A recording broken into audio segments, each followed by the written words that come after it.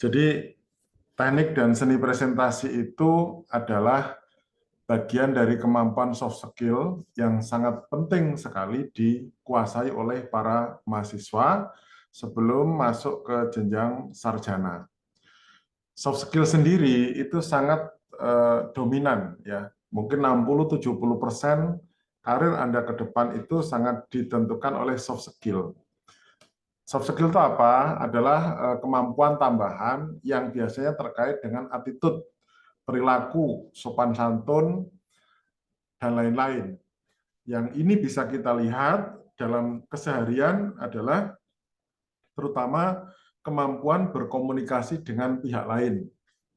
Pihak lain ini bisa dari kelompok mahasiswa itu sendiri kepada teman-temannya, teman sekelas, teman seangkatan, kakak kelas, adik kelas, ya, atau sesama mahasiswa tapi beda jurusan, beda fakultas, ya, atau bahkan berani berkomunikasi dengan mahasiswa di lain universitas dengan studi banding dan sebagainya.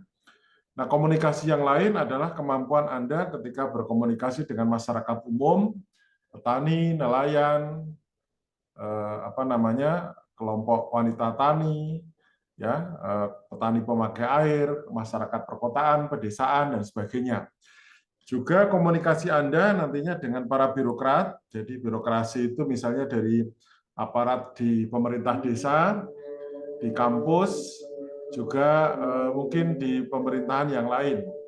Juga Anda bisa berkomunikasi juga dengan orang-orang yang berada di lain tempat, misalnya beda instansi, beda provinsi, dan sebagainya, dari swasta, dari kalangan perusahaan, dari kalangan LSM, dan sebagainya. Nah, kemampuan komunikasi ini sangat penting Anda dalami agar bisa memberikan manfaat yang hasilnya nanti itu Anda bisa berkomunikasi dengan siapapun, kapanpun, dimanapun. Nah, di sini akan saya berikan pelatihan dasar dari teknik dan seni presentasi.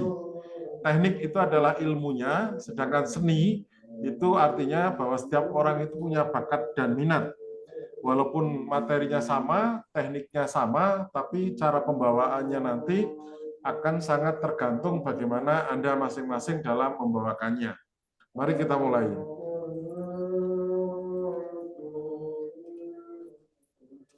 Nah, kita mengenal yang pertama adalah bahwa kemampuan presentasi atau komunikasi dari setiap orang, khususnya mahasiswa, dimulai dari yang level terbawah sampai level teratas.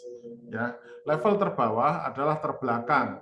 Biasanya mahasiswa yang sangat malu untuk ngomong saja susah, suruh maju ke depan bingung mau ngomong apa, disuruh ngomong omongannya nggak jelas, ngelantur, atau bahkan malah diam seribu bahasa. Untuk tingkat pemula, ini adalah mereka yang sudah berani bicara, cuman kalimat-kalimatnya belum tertata, yang penting bisa ngomong.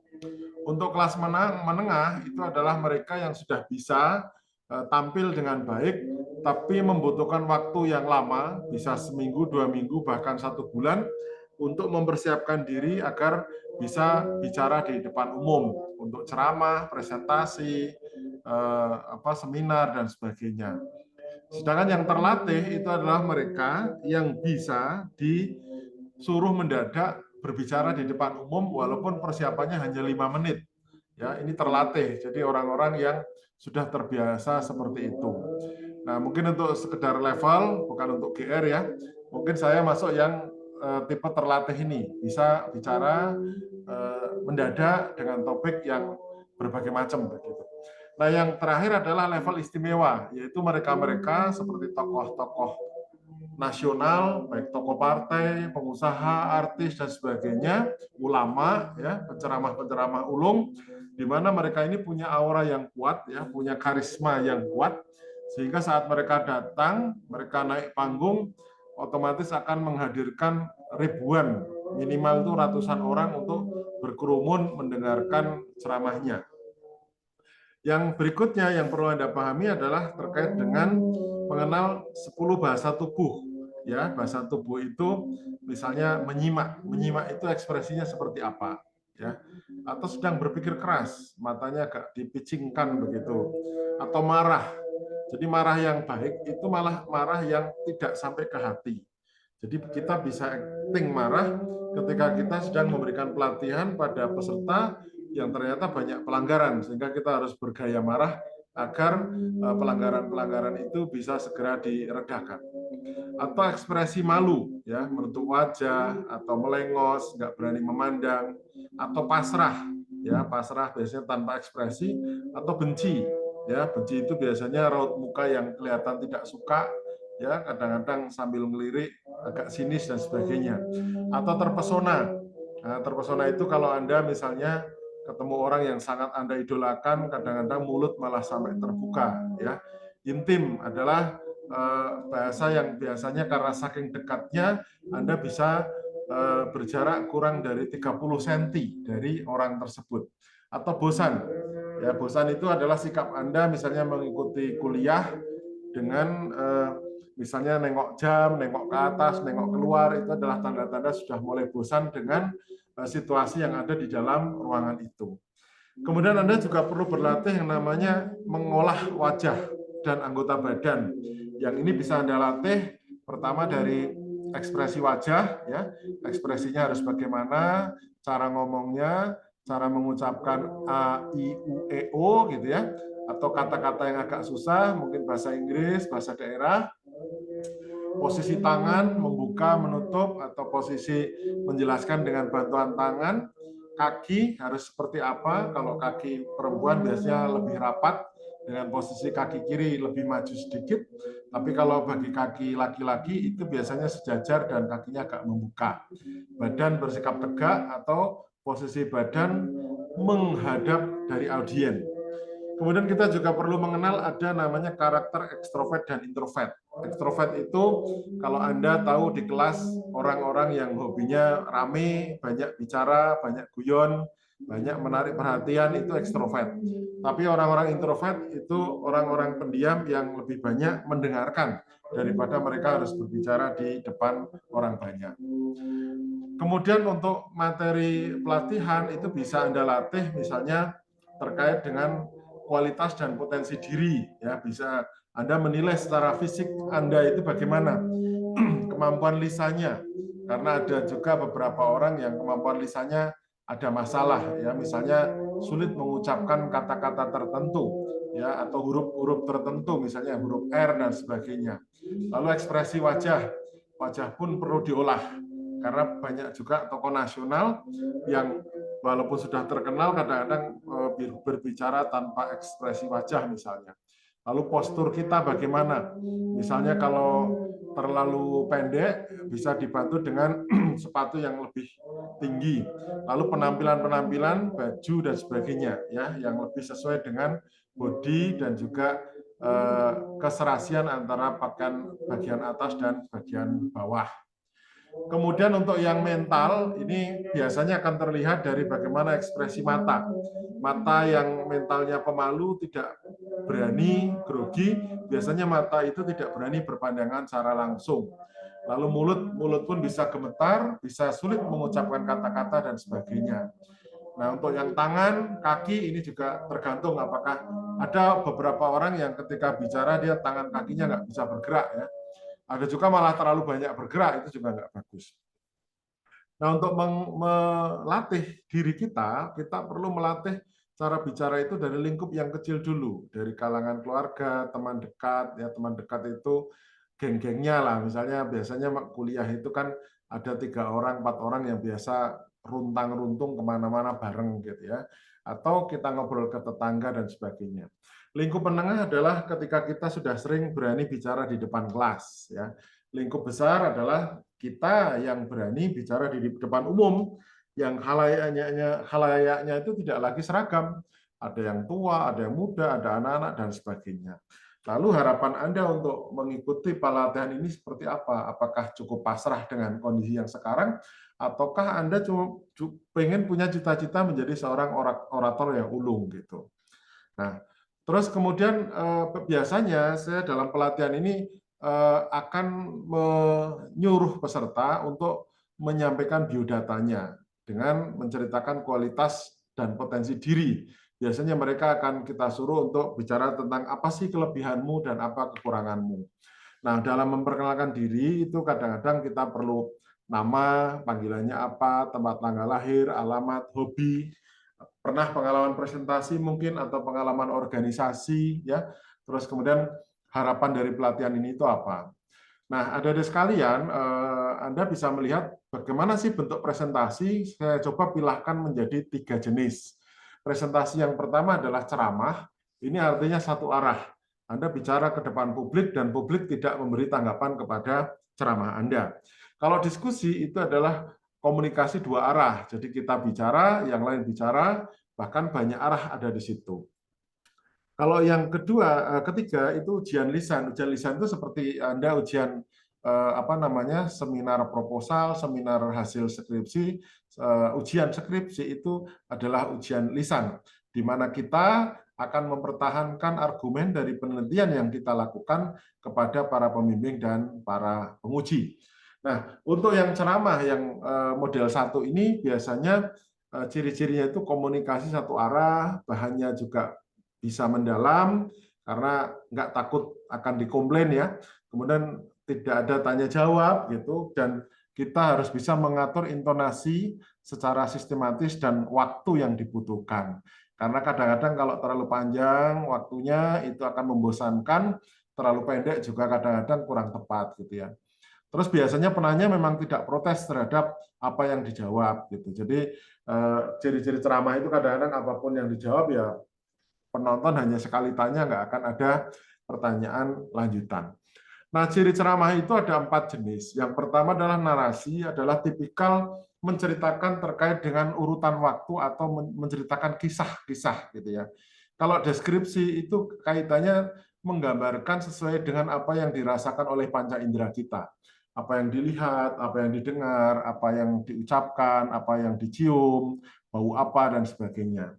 Untuk argumentasi adalah tipe ceramah yang menggunakan alasan-alasan, argumen-argumen yang kuat untuk mendukung pendapat yang kita sampaikan. Kemudian untuk yang persuasi adalah bagaimana setelah kita menyampaikan ada kalimat-kalimat ajakan. Nah, biasanya kayak marketing, kayak orang-orang promo sebuah barang, promo sebuah program, ya. Seperti saya ketika promo ayo ikut webinar itu adalah mencari kata-kata persuasif atau kalimat ajakan. Yang kedua adalah diskusi. Nah, ini biasa dilatih di Anda yang sering ikut organisasi atau kepanitiaan, di mana Anda belajar berargumentasi dan persuasi. Nah, di situ ada peran-peran sebagai peserta, sebagai moderator, dan notulen. Kalau notulen hanya duduk manis, tapi kalau moderator itu dia harus mengatur lalu lintas pertanyaan agar nyaman, semua orang mendapat porsi yang objektif dalam menyampaikan pendapatnya. Nah, diskusi ini akan menarik kalau moderatornya piawai mengatur lalu lintas komunikasi atau pertanyaan atau pendapat dari banyak orang. Materi bisa lebih mendalam, tapi membutuhkan waktu dan tenaga yang besar. Terutama moderatornya ini butuh orang-orang yang berpengalaman karena pendalamannya akan semakin tinggi. Nah, yang ketiga yang wajib juga Anda kuasai adalah terkait ketika ujian lisan. Nah, dalam ujian lisan ini saya sampaikan beberapa tips atau trik agar kita bisa ceramah dengan baik, mempresentasikan dengan baik. Ya, kita perlu menyadari bahwa dalam ujian lisan atau yang kita paparkan itu, kita tahu penguji pembimbing itu lebih pandai. Jadi wajar kalau kita tidak bisa menjawab secara full. Tapi paling tidak kita bisa memberikan jawaban 3-4 kali pertanyaan yang disampaikan oleh orang yang sama. Ya. Kemudian dalam ujian ini kita tahu 70% itu faktor mental, sedangkan 30% adalah faktor penguasaan materi. Artinya orang yang pede mentalnya itu bisa jadi malah lebih pintar menjawab daripada orang yang sudah belajar semalaman tapi sangat grogi untuk menjawab pertanyaan dari para pembimbing dan penguji. Nah, penting juga kita belajar menerjemahkan pertanyaan berikutnya itu apa. Misalnya ketika ada pertanyaan, Anda mau kemana? Lalu Anda jawab, saya mau ke timur. Ke timur itu kemana? Itu sudah Anda prediksi. Kalau ketika kita menjawab ke timur, otomatis akan pertanyaan berikutnya, ke timurnya kemana? Ke Prambanan, ke Solo, ke Klaten, dan sebagainya.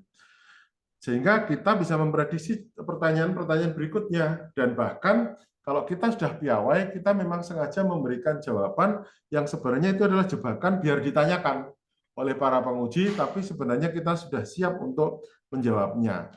Nah, ini latihannya panjang ya, karena kalau ini kan diberikan penjelasan secara singkat, ini kalau butuh latihan, setiap orang belajar siapa belajar narasi, besoknya deskripsi, besoknya argumentasi, besoknya persuasi, latihan satu-satu. Ini kalau kita pengen pelatihan mendalam, makanya tidak cukup hanya dengan mendengarkan ceramah ini. Kemudian untuk presentasi, apa sih yang disiapkan?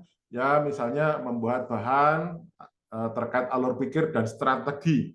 Strategi itu apa yang diomongkan, mana yang tidak diomongkan. Kemudian secara fisik mental, kita harus makan, tidur yang cukup. Biasanya yang grogi-grogi itu kalau besok mau presentasi yang level tinggi, mau diuji, kadang-kadang malam nggak bisa tidur, nggak bisa makan, dan sebagainya. Ini bahaya, karena otomatis asam lambungnya akan naik, dan nanti paparannya bisa ancur-ancuran gara-gara fisik kita yang melemah. Kita juga perlu menyiapkan makalah. Nah, makalah itu harus pintar-pintar kita menyajikan, bahkan kalau perlu ada beberapa jawaban yang memang sengaja disembunyikan di makalah itu. Hanya kita saja yang tahu, sehingga bisa mengundang pertanyaan, dan ketika pertanyaan itu datang, kita tidak kaget.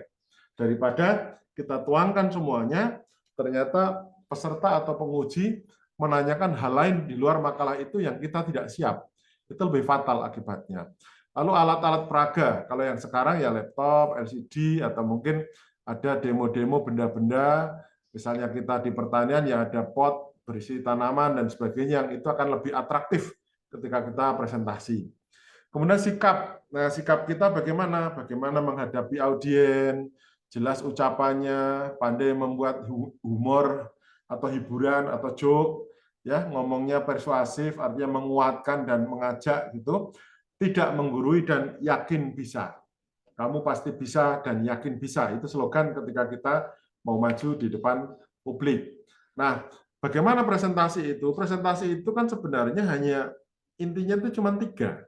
Pembukaan, isi, dan penutup. Nah, tinggal pembukaannya mau kita isi tentang apa, isinya apa, dan penutupnya apa.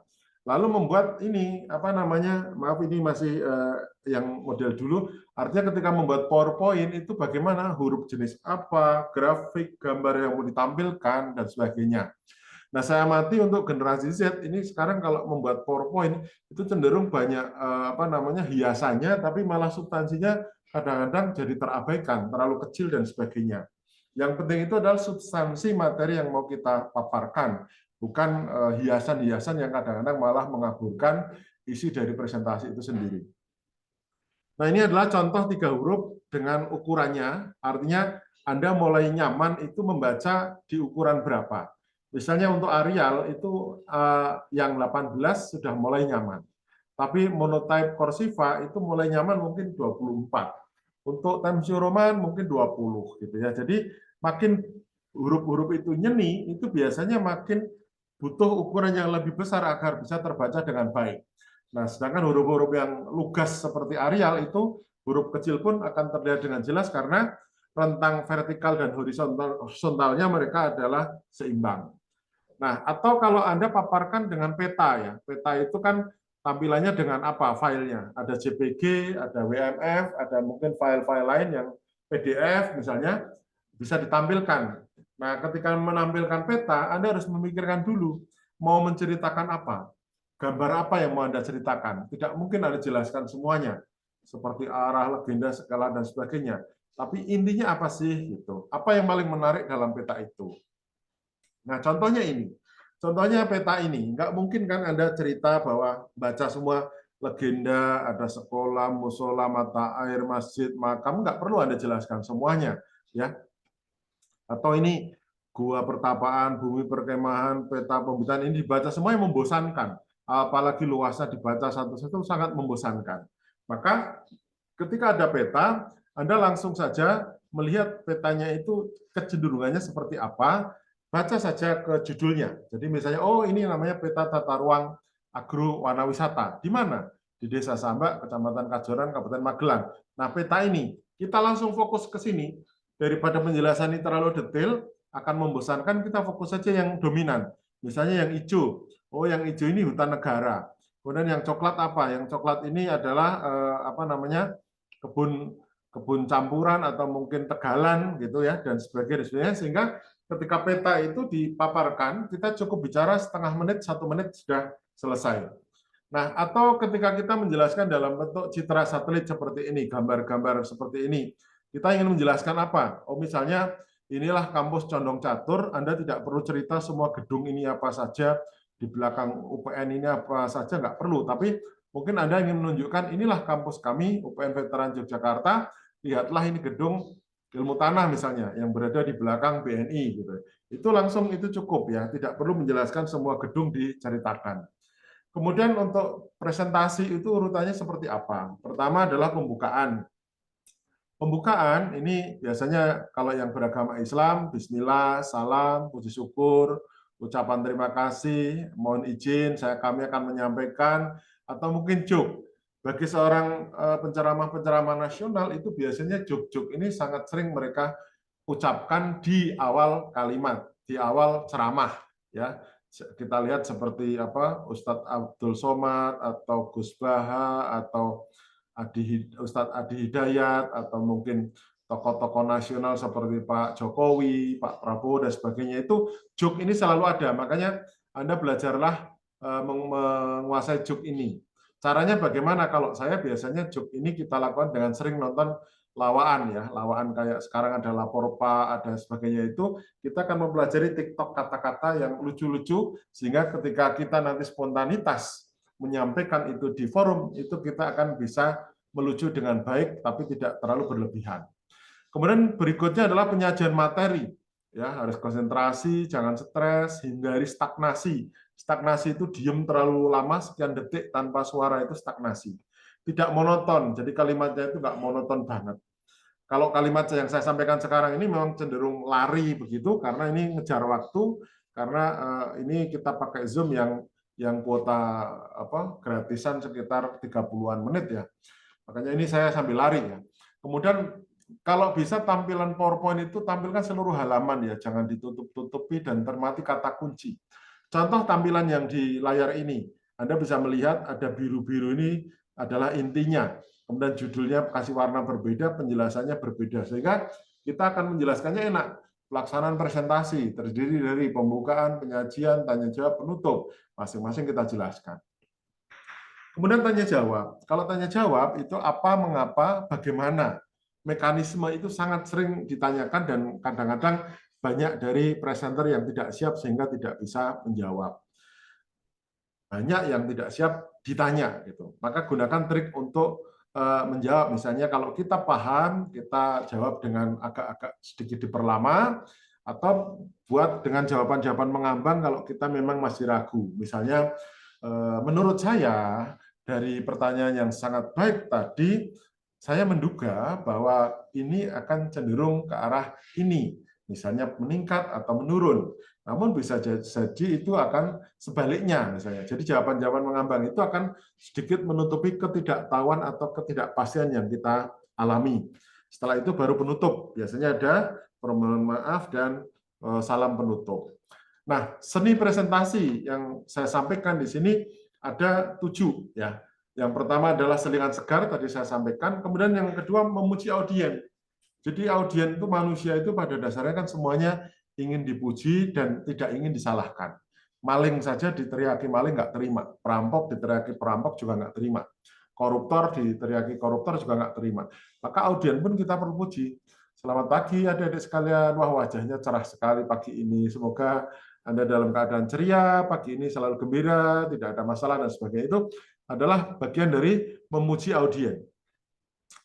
Juga ada trik bagaimana menyimpan sebagian materi. Ini sebagai jurus pamungkas, kalau toh nanti ada pertanyaan ke situ, kita sudah siap dengan jawabannya. Kemudian menyembunyikan kelemahan. Jadi misalnya kadang ada saja tabel yang kita tidak kuasai, ya kadang-kadang tidak kita tampilkan. Atau kita tampilkan tapi cepat geser ke slide berikutnya, biar nggak ketahuan kelemahan kita. Atau tabel, ya tabel-tabel yang tidak begitu kuasai juga sama. teknik mengulur waktu seperti yang tadi, kemudian menjawab diplomatis tadi. Jadi diplomatis itu jawaban-jawaban mengambang, memuji, mengalihkan, dan sebagainya. Misalnya Anda ditanya tentang hama penyakit, padahal Anda tidak tahu hamanya apa, penyakitnya apa. Ya Anda bisa jawab diplomatis, misalnya menjawab walaupun itu belum sampai ke substansi. Contoh, tanaman yang saya tanam ini memang bisa mengalami gangguan. Nah, gangguan itu adalah bisa karena hama, bisa karena penyakit. Nah, hama ini disebabkan biasanya oleh banyak hewan, baik hewan besar maupun hewan kecil. Sedangkan penyakit itu biasanya kaitan dengan jasad-jasad yang tidak kelihatan, yang sangat kecil sekali. Nah, masing-masing itu punya ciri-ciri tertentu, punya gejala-gejala tertentu, dan sehingga kita butuh untuk menyiapkan ke arah sana yang obatnya itu apa. Kemudian juga perlu mengendalikan pertanyaan, ya. Mengendalikan pertanyaan ini penting sehingga kita nanti bisa belajar, oh pertanyaannya nanti seperti apa gitu, dan jawabannya nanti seperti apa. Semakin kita sering berlatih presentasi, maka sebenarnya kita makin terlatih juga berbagai macam pertanyaan itu akan bisa kita jawab dengan baik. Latihan mentalnya biasanya kalau mahasiswa ya saat KKN, penyuluhan ke masyarakat itu kan tidak bisa kita duga masyarakat akan bertanya apa. Dulu saya waktu KKN, kita itu orang ilmu tanah, ternyata di Bantul itu masyarakat malah tanya tentang ulat yang menyerang ulat yang menyerang bawang merah. Petani dengan sederhana akan menanyakan, Mas, ini obatnya apa, beli di mana, harga berapa? Padahal itu kita tidak tahu semua, karena memang kita tidak diajarkan. Nah, disitulah kita harus pinter-pinter bagaimana menjawab pertanyaan agar tidak mengecewakan, tapi juga tidak membuat kebohongan. Nah, ini kalau praktek, ya biasanya kita buat kelompok, kalau judul-judul terkait bela negara, ya ada Cita Tanah Air, melestarikan lingkungan, norma etika di kampus, cara belajar efektif, globalisasi, dan pergaulan bebas. Ini biasanya kita buat kelompok dalam kelas, dan masing-masing nanti memaparkan, lalu yang lain nanti akan menanyakan. Nah, urutannya bagaimana untuk presentasi ini, kita bisa lihat seperti ini. Jadi biasanya moderator membuka dulu, lalu presentasi, ada tanya jawab, lalu penutup. Ini bisa dibuat, ada yang jadi moderator, ada yang presentasi, ada yang bertanya, nanti akan jadi menarik. Kemudian evaluasi pelaksanaan, kita penting agar kita bisa menjadi presenter yang baik itu, kita harus belajar menjadi penanya aktif dulu. Makanya adik-adik kalau di kelas apapun, di forum apapun, cara Anda menguasai public speaking adalah Anda harus aktif bertanya. Yang santun, bertanya yang logis, bertanya yang menarik, itu adalah menjadi tantangan Anda. Kemudian semakin sering berlatih, maka mental, vokal, dan penampilan akan semakin baik. Ciri khas presenter profesional adalah selalu siap presentasi walaupun persiapan waktunya sangat singkat. Ya. Sejauh mana pengaruh pelatihan ini terhadap kemampuan masing-masing peserta dalam melakukan presentasi. Makanya kalau pelatihan beneran harus setiap orang itu diuji. Pelatihan ini minimal akan meningkatkan niat untuk mengoreksi dan menggali potensi diri. Sehingga Anda tahu, oh kemampuan masing-masing saya seperti ini. Makanya ini akan terlihat kalau masing-masing praktek di depan, dari mulai level terbawah sampai level yang rumit menyiapkan paparan, sehingga akan ketahuan mana orang yang siap menguasai dan mana yang harus banyak perbaikan perbagian. Mungkin itu yang bisa saya sampaikan adik-adik sekalian untuk paparan saat ini, dan harapannya kita bisa memperbaiki terkait dengan presentasi yang kita lakukan. Silakan, masih ada waktu 6 menit. Kalau ada pertanyaan, saya persilahkan. Monggo.